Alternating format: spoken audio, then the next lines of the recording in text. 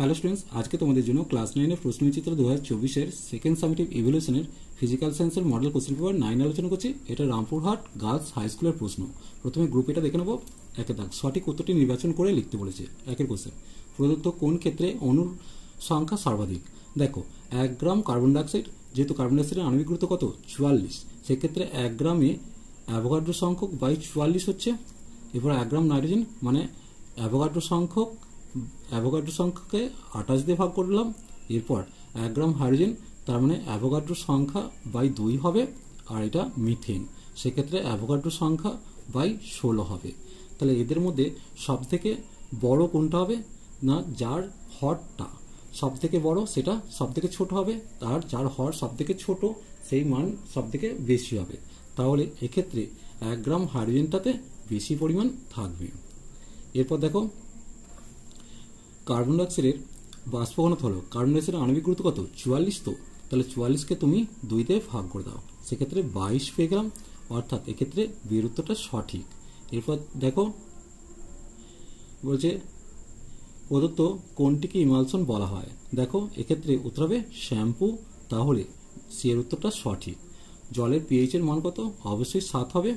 এরপর সোডিয়াম কার্বনেটের সঙ্গে হাইড্রোক্লোরিক অ্যাসিডের বিক্রিয়ায় উৎপন্ন হয়, সোডিয়াম কার্বনেট ভেঙে গিয়ে কার্বন ডাইঅক্সাইড গ্যাস তৈরি হবে, অর্থাৎ ডি এর উত্তরটা সঠিক।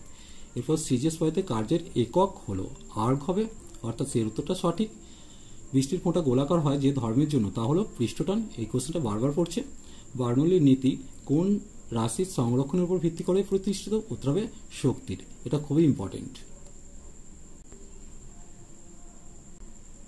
এরপর দেখো, গ্রুপ বি নিয়মিত প্রশ্নগুলি উত্তর দিতে বলেছে। একটি উভধর্মী অক্সাইডের নাম ও সংকেত।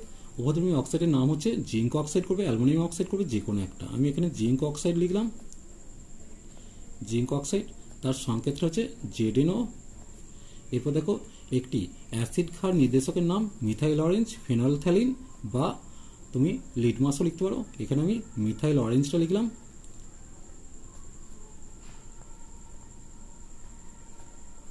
এরপর দেখো, এইচটিপিতে 16 গ্রাম অক্সিজেনের আয়তন কত?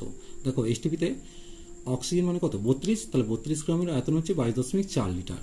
তাহলে সেক্ষেত্রে 16 গ্রাম মানে অর্ধেক হয়ে যাবে। 22.4 লিটারকে আমি 2 দিয়ে ভাগ করে দিচ্ছি, তাহলে 11.2 লিটার উত্তর হবে। এরপর দেখো, শক্তি স্কেলার রাশি না ভেক্টর রাশি? শক্তি অবশ্যই স্কেলার রাশি, কারণ এর মান আছে কিন্তু কোনো অভিমুখ নেই। 1 HP সমান কত ওয়াট?